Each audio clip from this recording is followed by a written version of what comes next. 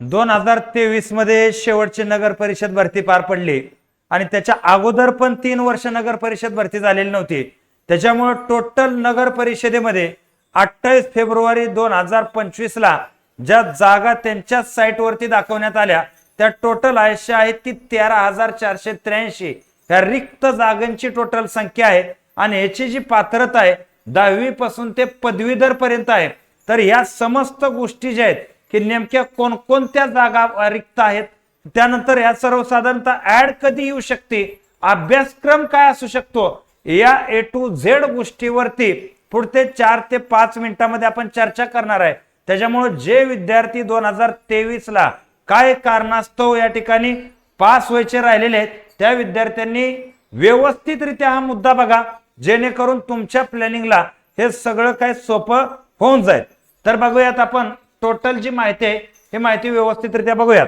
तर पहिला मुद्दा लक्षात घ्या की या ठिकाणी नगर परिषद भरतीच्या संदर्भात अतिशय उपयुक्त जी बॅच आहे गट क आणि ड साठी आपल्या अकॅडमीनं सुरू केलेले आहेत आणि ऑलरेडी ह्यामध्ये आपण पाहतो की गेल्या वर्षी 2023 ला ह्यामध्ये सिलेक्शनची संख्या आपली प्रचंड जास्त होती आणि ह्या वर्षी सुद्धा आपला तोच प्रयत्न असणार आहे आणि महाराष्ट्रातली तमाम टीम तुमच्यासाठी इथं उपलब्ध आहे। हा विषय लक्षात घ्या। मराठी, इंग्रजी, जीए, जीके, गणित, बुद्धिमत्ता कोणताही मॅटर कोणताही प्रकार येऊ द्या आणि कोणीही परीक्षा घेऊ द्या, ह्याच्यापेक्षा कंप्लीट तुम्हाला या ठिकाणी कुठेही प्राप्त होऊ शकणार नाही, एवढी नक्कीच गॅरंटी तुम्हाला इथं मी देतो। तर बघूयात मुद्दा काय आहे।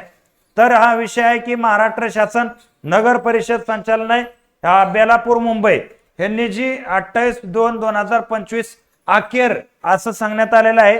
58 पानांची PDF होती, त्याच्यामुळे हे शॉर्टकट मध्ये मी घेतलेलं आहे इथं की यामध्ये असं सांगलेलं आहे की क्लास 1 ची जी पद आहेत यामध्ये आपण पाहतो की रिक्त पद 188, क्लास 2 ची 54 आहेत, पण गट क आणि ड मध्ये जर आपण पाहायचं झालं तर 38,649 एवढी नगर परिषदेची मंजूर पद आहेत आणि अजून नवीन नगर परिषद स्थापन होत आहेत, ही संख्या अजून वाढणार आहे। हा विषय लक्षात घ्या। पण चालूचा आकडा पाहता त्यामध्ये 25,176 एवढी पदभरती झालेली आहे, अर्थात रिक्त पदांची संख्या 13,483 एवढे। आता ही झाली पदसंख्या रिक्त। आता गट क आणि गट ड चा जो मुद्दा आहे हा मुद्दा इथं लक्षात घ्यायचा की याचा सिलेबस काय आहे। आता भले एक्झाम TCS न घेऊ किंवा एक्झाम IBPS न घेऊ, म्हणजे ही एक्झाम जोपर्यंत डिसेंबर 2025 च्या अखेरपर्यंत होणार आहे तोपर्यंत एकतर TCS घेईल किंवा एकतर IBPS घेईल, बरोबर आहे। आता ही अशी पदसंख्या रिक्त आहे आणि देवेंद्र फडणवीस यांनी सांगितलेलं आहे की 1.5 लाख पद भरती ह्या वर्षापर्यंत आम्हाला पूर्ण करायचे आहे। त्यामध्ये नगर परिषद आहे, महानगरपालिका आहे, स्थानिक स्वराज्य संस्था, ग्रामीण, शहरी ह्या सगळ्या यामध्ये येतात। यावरनं एक गोष्ट लक्षात घ्या की या रिक्त पदातली एक 50% तर पद ह्याच वर्षी भरली जाणार, म्हणजे TCS किंवा IBPS कडून ही पद भरती होणार। तर यामध्ये कॉमन सब्जेक्ट जे आहेत हे कॉमन सब्जेक्ट थोडेसे लक्षात घ्या की कशा प्रकारचे कॉमन सब्जेक्ट असणार। तर इथं जर आपण पाहायचं झालं तर या ठिकाणी हे 8-10 पद आहेत आणि यामध्ये सर्व पदांसाठी पगार पाणी खूप चांगल्या प्रकारचं आहे। हे सगळं मी टेलिग्रामला तुम्हाला देईन, त्याच्यासाठी डिस्क्रिप्शन मध्ये टेलिग्रामची लिंक जी आहे ती लिंक जॉईन करून ठेवा, तिथे हे सगळं तुम्हाला प्राप्त होईल। तर बघा सर्वसाधारणतः यामध्ये जर पाहायचं झालं तर नगर परिषदेमध्ये अशा प्रकारचा पेपर तुम्हाला विचारला जातो। पहिलं तर या परीक्षेसाठी निगेटिव्ह मार्क सिस्टम राहते, 1/4 असते, हा मुद्दा लक्षात घ्या।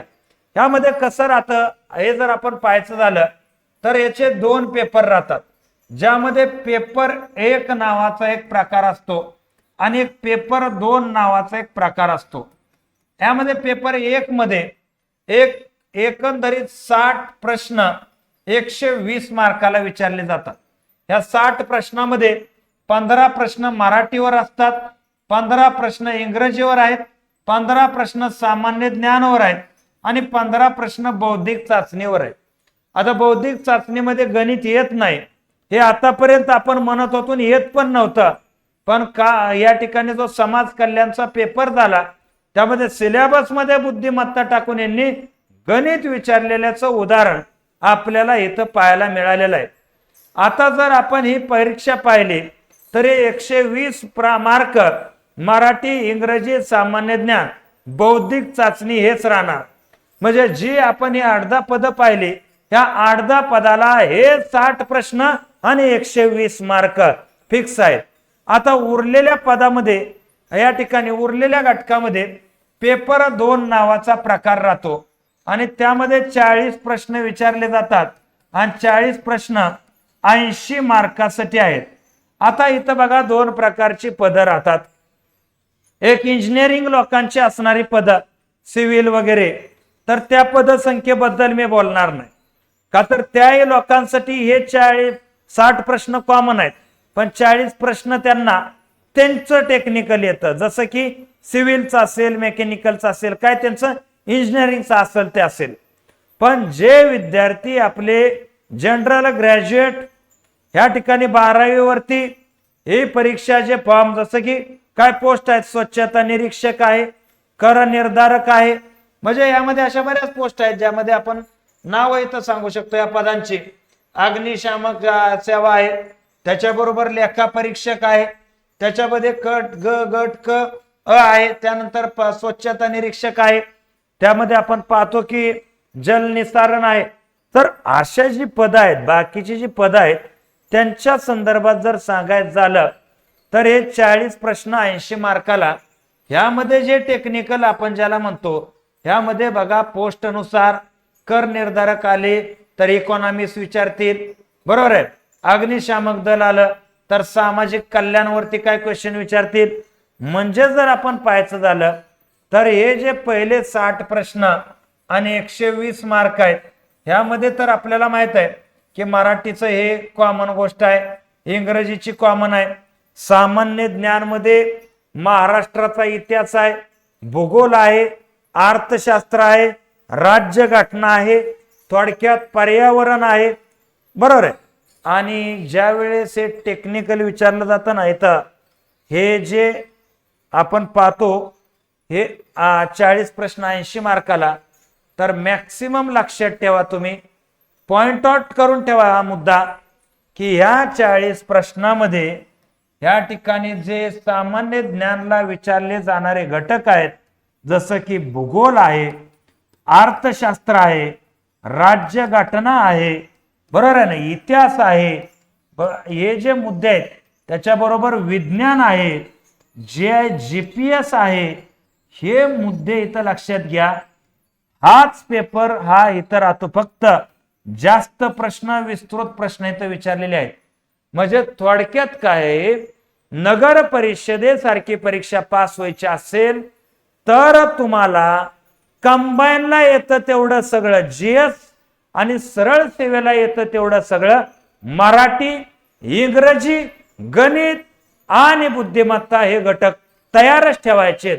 आणि इथं जर तुम्ही पाहायचं झालं तर ह्या बॅच मध्ये ह्या ठिकाणी जे आवश्यक गोष्टी आहेत त्या आता तुम्ही म्हणसाल प्रचार प्रसार नाही, तर टोटल कंबाईनला लागतं तेवढं सगळं GS तुम्हाला इथं द्यायची जबाबदारी माझी, ऋतुराज सरची, त्याच्याबरोबर आपण पाहतो विकास सरची, ऋतुजा मॅडमचे, आणि सरळ सेवेला येतं तेवढं सगळं मराठी द्यायची जबाबदारी गुट्टे मॅडमची, गणित द्यायची जबाबदारी शरद सरांची, बुद्धिमत्ता द्यायची जबाबदारी लोंढे सरांची, आणि इंग्रजी द्यायची या ठिकाणी आवंतकर सरांची. ही जबाबदारी तुमच्यावर इथं असते. त्याच्यामुळे लक्षात घ्या की एवढं समजतं, फक्त इथं 1499 हे बॅच तुम्हाला ठेवलेले आहे. यावरनं एक मुद्दा क्लिअर आहे की येणाऱ्या नगर परिषदेसाठी घरी बसून अभ्यास करा, पुस्तकं घेऊन अभ्यास करा किंवा बॅच लावून अभ्यास करा, या सगळ्याच गोष्टी कुठेही करा, पण नक्की करा. जागा या 100% इथं पडणार आहेत, ह्यामध्ये काही शंका नाही. परंतु त्यानंतर आपण पाहिलं कर निर्धारक गेल्या वर्षी फक्त 1.5 ते 2 महिन्याचा कालावधी परीक्षेमध्ये आणि ऍड मध्ये होता, ते इथंही घडू शकतं. त्याच्यामुळं एक मुद्दा आहे की आजपासून तुम्ही अभ्यासाला सुरुवात करा.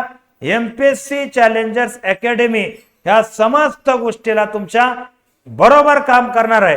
चालेल, तर ही माहिती तुम्हाला लक्षात आलेली असावी अशी अपेक्षा या ठिकाणी मी व्यक्त करतो आणि या ठिकाणी मी थांबतो. जय हिंद, जय महाराष्ट्र.